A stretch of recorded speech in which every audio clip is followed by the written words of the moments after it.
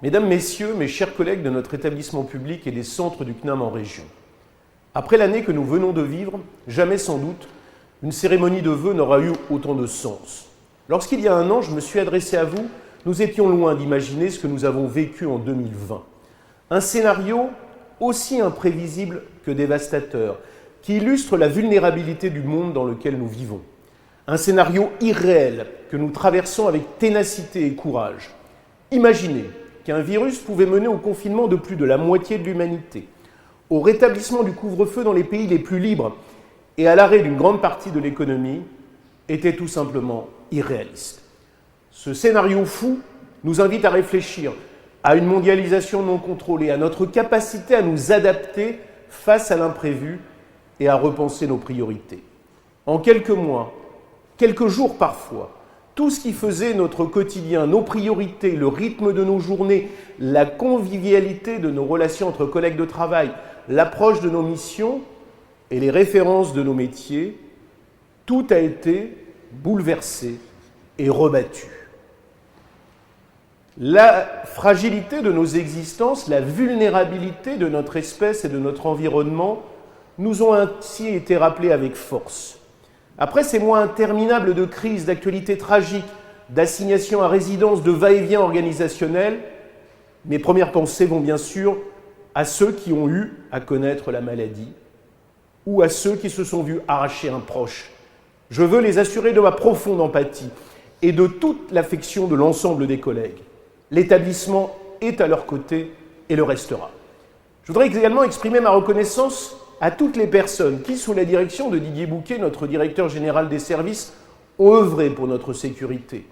Au premier rang desquels la docteure Sophie Gaïd, qui a pris ses fonctions de médecin de prévention au CNAM quelques jours seulement avant le déclenchement de l'épidémie, ou à Sylvie Villemain, l'infirmière, qui l'assiste avec dévouement. Je remercie aussi l'équipe dirigée par Geneviève Daumat, qui a géré cette crise avec toute la rigueur nécessaire, en relation constante avec les autorités académiques, préfectorales et ministérielles. Et puis, permettez-moi aussi de remercier notre collègue, le professeur Arnaud Fontanet, qui depuis le début de la pandémie veille sur notre établissement et nous prodigue ses précieux et bienveillants conseils. Je veux plus largement saluer l'esprit de responsabilité dont chacune et chacun d'entre vous a fait preuve. Nous avons su nous réinventer afin de poursuivre nos missions au service de tous nos publics. Le plan de continuité pédagogique porté par mon adjoint Larry Ben-Simon a révélé toute la stabilité de notre institution. Ce vaste chantier, mené en quelques jours, a souligné votre professionnalisme et a démontré notre capacité collective d'adaptation. La numérisation accélérée des formations et le déploiement généralisé du travail à distance ont été engagés de manière exemplaire. Notre établissement est baigné dans la culture des technologies de la communication et j'ai d'ailleurs choisi de m'adresser à vous depuis la galerie de la communication de notre musée pour en témoigner. Grâce à votre mobilisation, grâce à votre créativité, nous avons su nous élever au niveau des meilleurs opérateurs de formation sur le web. L'appel à projets pédagogiques innovants porté par mes adjoints a été un grand succès, démontrant toute la mobilisation de nos équipes. Ce trophée que vous voyez à mes côtés nous a été remis par le Conseil régional d'Île-de-France en récompense du développement d'un dispositif de virtualisation des travaux pratiques. Ce prix illustre combien le Conservatoire est un lieu d'innovation pédagogique reconnu. Je veux, en votre nom à toutes et à tous, en féliciter l'équipe de la DN1 qui l'a développé en un temps record. Je tiens aussi à remercier toute la communauté enseignante du Conservatoire pour son engagement décuplé ces derniers mois pour le développement de la formation à distance. Les outils, si performants soient-ils, ne seraient en effet rien sans l'engagement des enseignants. Tous ont su faire évoluer le métier de transmission pour, d'une part, s'adapter aux contraintes du tout à distance et, d'autre part, être à la hauteur des nouveaux enjeux de la formation professionnelle. Je pense au compte personnel de formation, à la plateforme Mon Compte Formation, plateforme sur laquelle nous avons été, grâce à tous les enseignants, en mesure de déposer plus d'une 60aine de modules. Cette année de crise a aussi coïncidé avec l'entrée en vigueur de la réforme de l'apprentissage. La nouvelle directrice de notre CFA, Anne Bonnefoy, s'est pleinement investie pour la mettre en œuvre. Et les résultats sont en rendez-vous, avec une hausse exceptionnelle du nombre d'apprentis. Je veux aussi saluer le rôle moteur joués par tous nos centres du CNAM en région. Toute la pertinence de leur organisation a été démontrée ces derniers mois et je suis heureux d'ouvrir en 2021 un nouveau chapitre des relations de l'établissement public avec son réseau grâce à la création d'un GIE destiné à mieux coordonner la gestion de l'offre de formation à l'échelle nationale, en métropole comme en Outre-mer. Dans un contexte de transformation de la fonction publique, les missions de gestion connaîtront en 2021 des évolutions profondes, notamment au plan de l'outillage numérique avec le déploiement d'un nouveau logiciel comptable, la dématérialisation du recrutement des enseignants vacataires et la mise en place du parapheur électronique. Le visage de notre établissement va également changer, et je voudrais y insister, avec le lancement de plusieurs chantiers immobiliers d'importance. Après la salle de sport, ouverte sous la cour Lavoisier en 2020, les sous-sols de la rue Comté et les combles de la salle des textiles sont en cours de transformation. J'aurai le plaisir de les inaugurer le 11 mars prochain au moment d'un conseil d'administration. Suivra le bâtiment de la DRH qui sera totalement rénové dans les prochains mois. Une subvention de 2,5 millions d'euros vient de nous être affectée au titre du plan de relance pour permettre la réalisation de ce chantier indispensable et très attendu. Les bâtiments Landy 2 et Synergie 2 à Saint-Denis, mais aussi celui de l'Intecmer à Cherbourg, devrait ainsi prendre forme en 2021. Et j'attends de bonnes nouvelles dans les semaines à venir pour nos amphithéâtres de la Cour d'honneur et nos locaux scientifiques. Au total, ce sont plusieurs dizaines de millions d'euros de travaux que nous nous apprêtons à réaliser pour votre sécurité, votre qualité de vie au travail et pour le rayonnement du conservatoire. Expérimenté depuis le début de l'année 2020, le télétravail est désormais déployé pleinement. Une charte est en phase de finalisation après de nombreux échanges avec les organisations syndicales. Les enseignements, tirés d'une enquête pilotée par la direction de l'aide au pilotage, réalisée à l'issue de la première période de confinement, seront intégrés dans notre stratégie de pérennisation du travail à distance. Notre objectif, quel est-il? C'est d'améliorer les conditions de travail de tous, d'encourager l'autonomisation dans l'accomplissement de nos métiers, mais avec l'exigence d'introduire davantage d'égalité entre tous les agents du conservatoire. Tout cela s'accomplira dans la plus grande transparence. J'en prends l'engagement aujourd'hui devant vous. Dans le même esprit, je suis très attentif à la qualité du dialogue social au sein de notre institution. Malgré la crise, en dépit de la généralisation des instances à distance, ce dialogue a été permanent. Il a été nourri, il a été constructif, il s'est même accru. 9 CHSCT se sont tenus en 2020 et de nombreuses réunions d'information et de concertation ont été organisées. L'Assemblée des chaires, nouvellement créée, s'est déjà réunie à 2 reprises. Les conseils ont continué à fonctionner. Mes adjoints ont réuni tous les mois les directeurs d'entités, les directeurs d'EPN, les directeurs de laboratoire, les directions fonctionnelles pour faire le point sur vos activités, pour me faire connaître vos difficultés et pour tenter d'y apporter des réponses concrètes. Le dialogue interne, auquel j'attache une très grande importance, s'est poursuivi malgré les circonstances singulières. Pour aller plus loin, j'ai demandé à notre nouveau directeur de la communication, Vincent Roger, d'innover en matière de communication interne.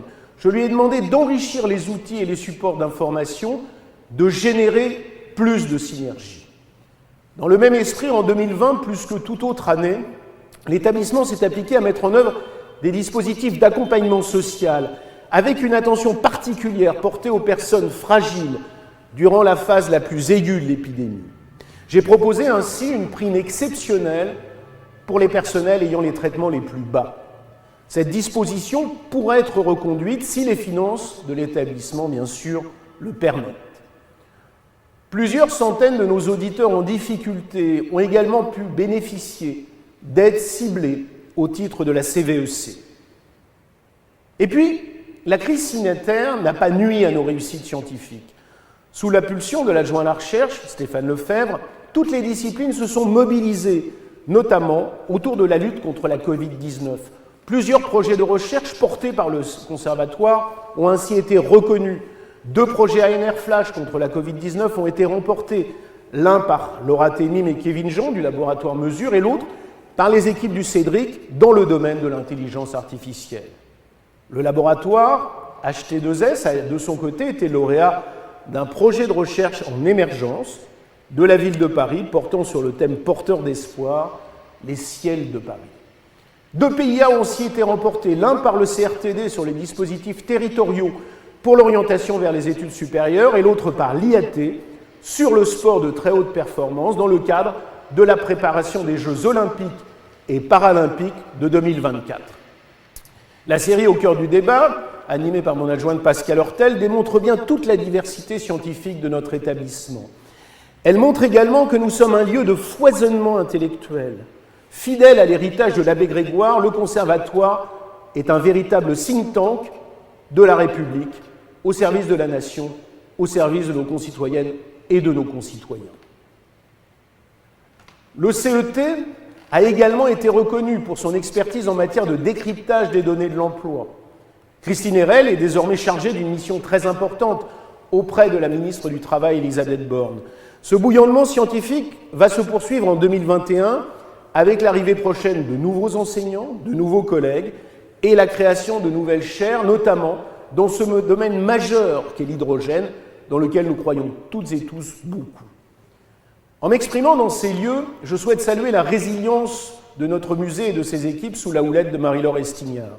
Ici aussi, les personnels ont fait preuve d'une remarquable mobilisation pour prolonger à distance notre belle mission de culture scientifique et technique avec l'opération Le Musée chez vous et la réalisation en quelques semaines de l'exposition en ligne prototype.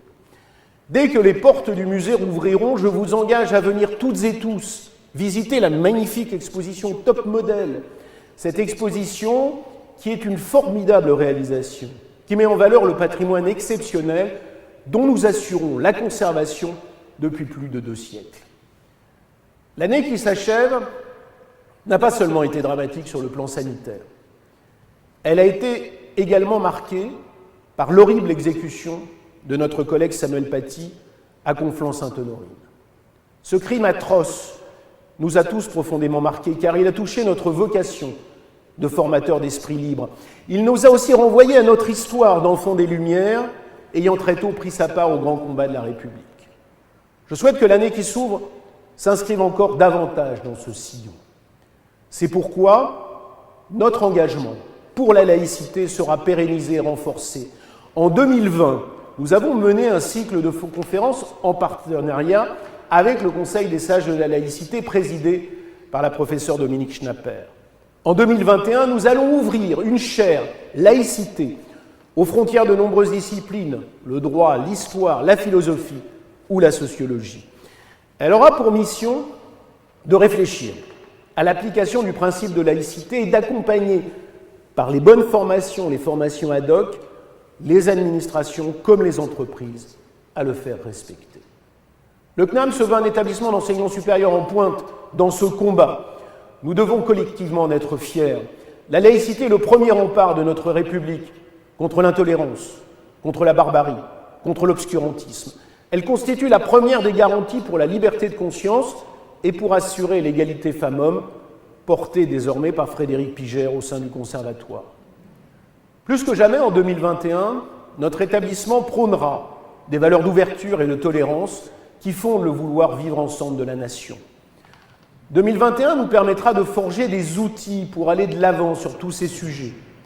Je pense au projet de l'INSEAC et à l'exposition consacrée au métissage culturel qui ouvrira dans notre musée à la fin de cette année.